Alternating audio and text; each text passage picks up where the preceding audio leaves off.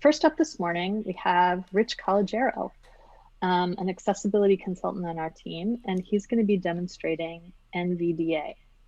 He'll be looking at a demonstration site from the University of Washington called Accessible University.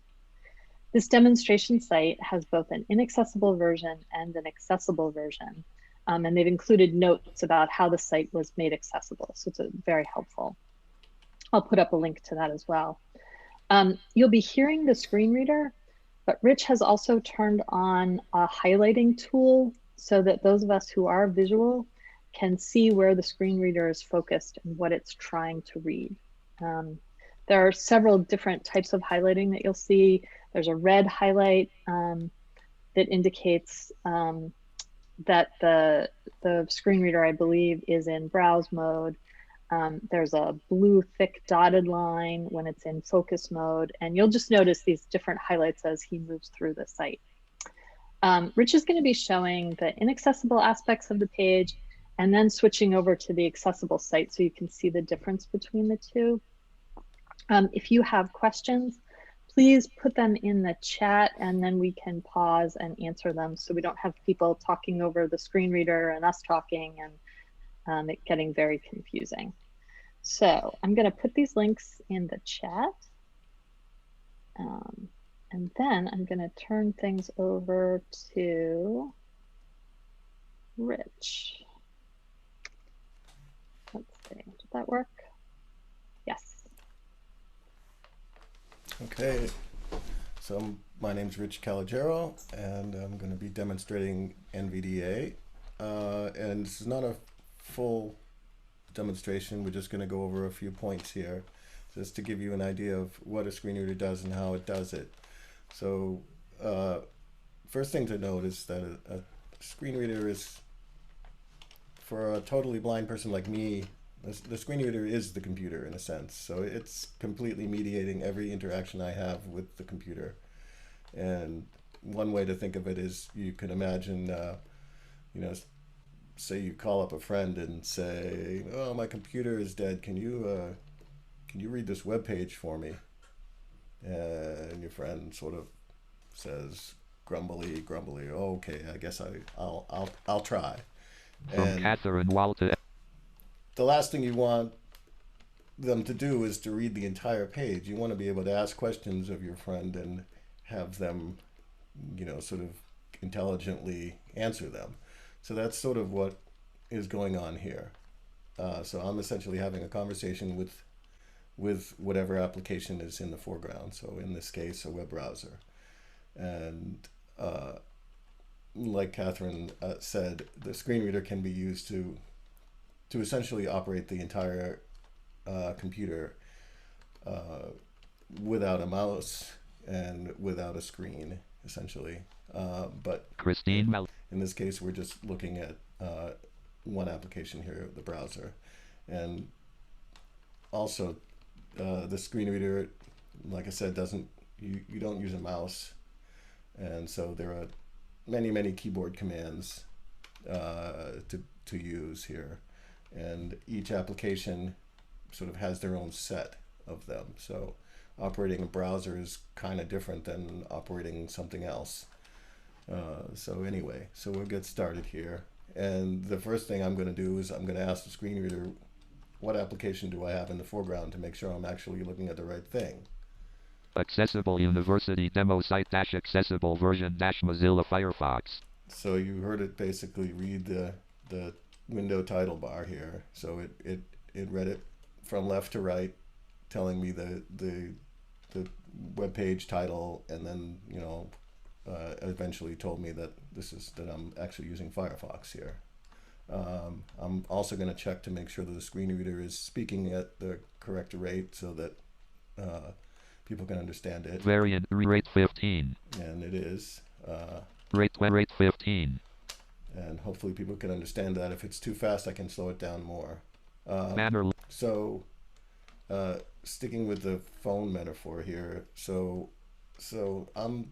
I have this page loaded. I've never been here before. I don't know what is on this page.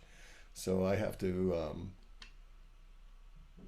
think about, well, what do I want to ask what do I want to ask the screen reader? So what I usually try to do is get an overall sense of the page. And there are two ways. There's well, a few ways to do that, but one of the most useful is, does this page have headings? And an HTML heading is a way of visually it marks up text in a different font, usually makes it bigger. In relation to the screen reader, the screen reader has keyboard commands to move among the headings, so that you can it moves your screen reader focus among the headings, and so you can get if the headings have reasonable text in them, then you can ask the screen reader to read them to you and get a good sense of what's on the page. And it also, like I said, moves you through the page so that you can stop and continue reading from that heading. So we're going to ask the screen reader, does this page have any headings? Main landmark featured story slideshow heading level 2. Actually, so I'm looking at the wrong version here. So I'm looking at the accessible version, which does have headings. So, Accessible University Demo site-inaccessible version document. So there's another thing to consider. So I was asked, when I was actually reading the title bar, I wasn't listening carefully enough, and so I missed the fact that I was on the wrong page. So here I'm going to ask this page, is there headings on it? No next heading. No next heading. Okay, so what that means is that if I wanted to know what was on this page, I would essentially have to start at the top and work my way down, which is a pain in the butt and very inefficient. So I'm going to switch to the other accessible page, banner and we're going to ask the screen reader to read the headings. Main landmark featured story slideshow heading level 2. Welcome heading level 2. Bienvenido heading level 2. Can you spot the barriers heading level 2? So and there is one of the things you can do with HTML is you can essentially put a heading or any other text in the document and move it off screen, so that you can essentially put messages in there that a screen reader user can see, but nobody else can. So I believe this first heading here, main landmark featured story slideshow heading level 2, may be invisible. So you're hearing the screen reader speak it, but you're not seeing it on screen. So the next thing we're going to look at is this navigation here. So when I first started looking at this website, I looked at the navigation and I thought, oh, okay, this is just a simple list of links. And because of the way it's coded, that's what the screen reader is essentially telling me. So we're going to move through here. I'm going to tab through here, actually. Academics link. And oops. About link. Academics link. Admissions link. And so it's just reading them as if they were links. And, visitors link. And but really these are actually drop-down menus. Link about. So the screen reader needs additional markup to tell me that, in fact, yes, these are menus, and it also needs additional JavaScript to make them keyboard accessible. So we're going to switch over to the accessible university banner land, and now we're going to tab into this menu system here. Main menu navigation landmark show menu keyboard shortcuts button collapsed. So apparently there is, which I've actually never seen before, there's a way to get a listing of the shortcuts which will allow you to operate the menu via keyboard only. About submenu 1 of 4. And now, so a few things happened here. We heard it's a about submenu. So that tells me that the text of the menu label is about, it's a submenu, and the clicking noise you heard was the screen reader going into focus mode, which is essentially, there are two modes here. One is browse mode, which allows you to sort of move around the document by heading and by list and list item and such. And then there's focus mode, which is essentially me talking directly to the browser. And so basically every keyboard command I type now is being interpreted by the browser itself, by the JavaScript that's running in the browser. So now I'm going to use my arrow keys the same way that I would move through a sort of PC Windows menu bar, like the Firefox menu bar, for example, I can use here because the website has coded, has written JavaScript to actually make, move focus based on these keyboard commands. So I can news 1 of 1, governance 1 of 1, so I can diversity 1 of 1, move down the menu, contact us 1 of 1, switch to the academics sub-menu 2 of 4, I can switch to the next menu over. degree programs 1 of 1, AU faculty 1 of 1. So this menu bar, this menu system is kind of the be all end all of menu systems in a sense. It's coded in a way that genuinely you wouldn't do for a simple typical simple navigation. Maybe that has a few top level menus or something in your navigation. You can code them in a much simpler way that doesn't require as much JavaScript, but this is a great example of what can be done if you have a complicated site that has many menus, many submenus, many levels of menu. You can make it very accessible this way. So accessible, we're going to look at now link up. There's apparently a slideshow on this page, Link and if we link admission, link visitor, pass the navigation out of list link. Link AU student wins engineering award for talking robot sign language interpreter. So I'm hearing a link here. What appears to be a link. Clickable graphic, clickable arrow dash left. And something that claims to be a left arrow, which means very little to me. Clickable graphic, clickable arrow dash right. And a right arrow. So I have no idea what this is. This is clickable graphic click. So when it says graphic, it means that's an image, and so the link clickable graphic clickable arrow dash left. And clickable is actually sort of an indication that you can actually that this thing has a click handler, so you can actually use keyboard commands to click this thing, but it really doesn't give you much information about what the thing is or why you might want to click it. So we're gonna AU faculty go academic to the other side, try to get out of this menu. Degree programs degree program academic. The JavaScript is grabbing all my keystrokes here, so it's a admission sub menu 3 of 4. So I see visitor sub menu main landmark students engineering award link. So featured story slideshow heading level 2. So here is the beginning of the slideshow. Again, I believe that's a invisible heading that you may not see. Now showing slide 1 of 3. And so this is now telling me that this is in fact a slideshow. Graphic robot with a friendly face assembled with various scraps of hardware and mounted on an old graphic desktop speech synthesizer. So that is essentially now an image label on an image which was not previously labeled. And so now I'm hearing a description of the image which was added by the author.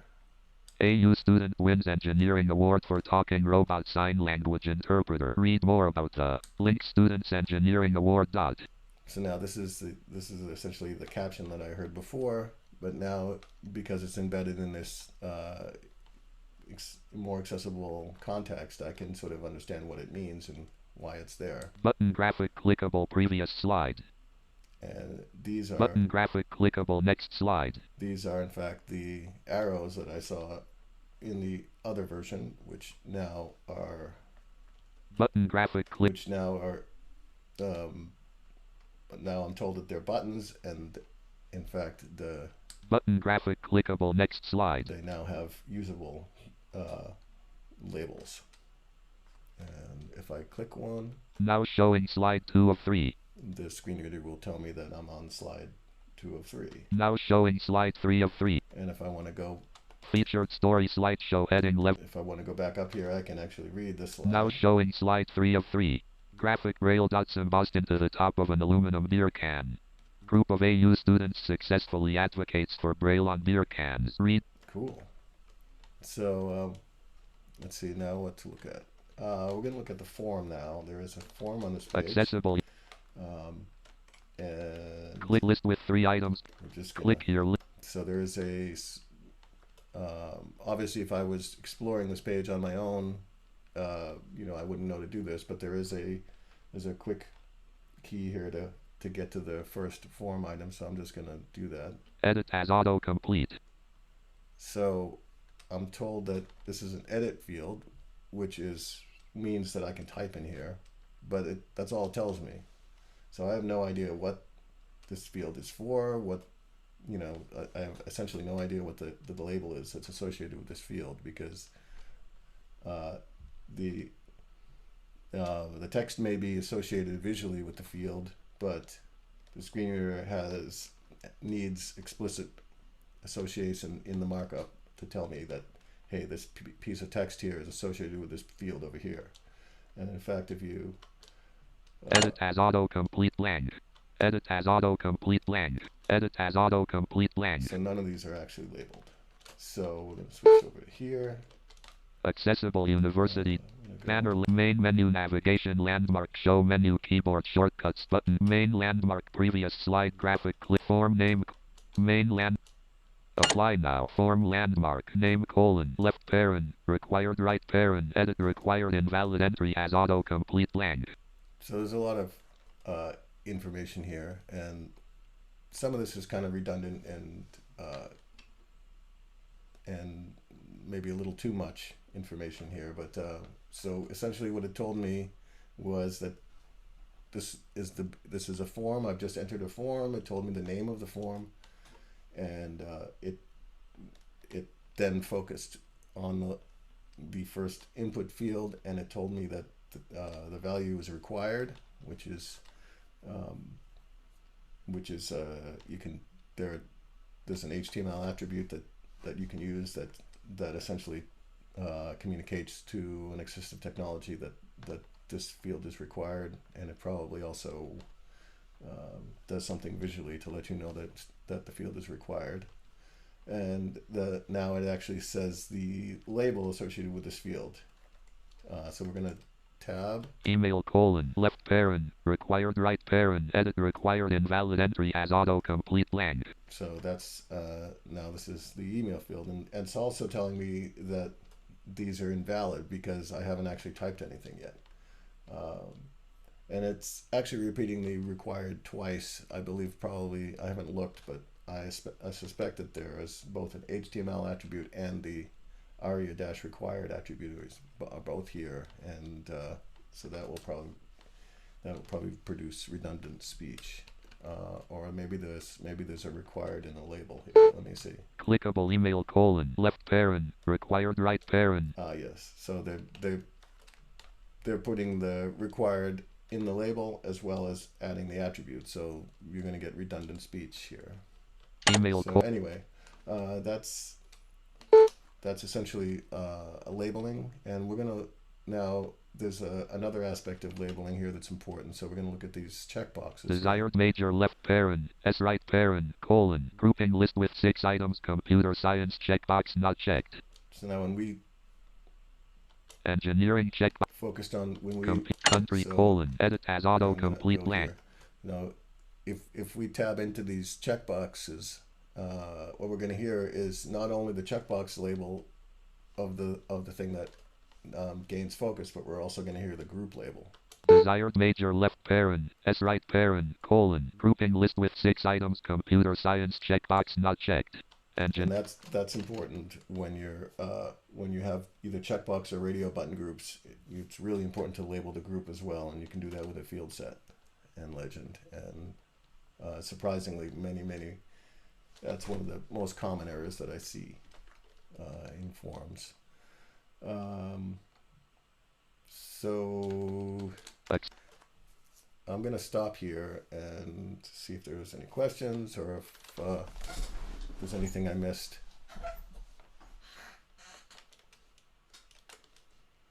Any questions? No. Okay. Do you want to show the CAPTCHA, Rich? CAPTCHA, okay. So we're going to Accessible University Demo Site dash accessible accessible. So at the end of this form here is a edit as autocomplete edit checkbox not checked. Checkbox not. Let's get out.